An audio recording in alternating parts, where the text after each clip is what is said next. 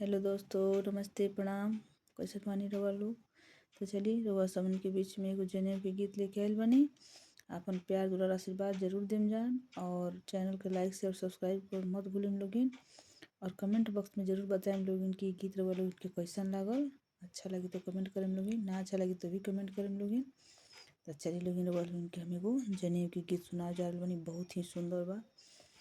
काचही बाँस के बाँसुरिया ए बजावेले कवनी बरुआ हे। काचही बाँस के बाँसुरिया ए बजावेले कवनी बरुआ हे।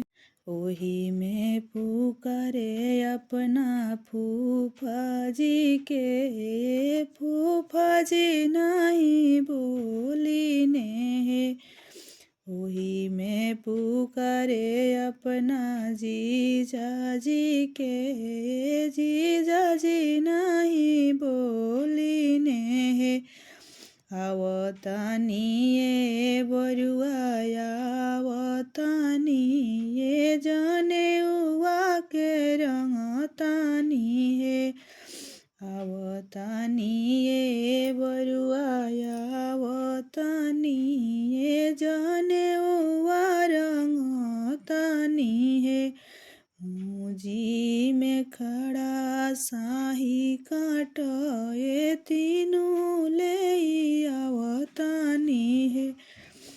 मुजी में खड़ा साही काट ये तीनों ले आवतानी है। काचही बाँस के बाँसुरिया ए बजावेले कवनी बरुआ है। काचही बाँस के बाँसुरिया ए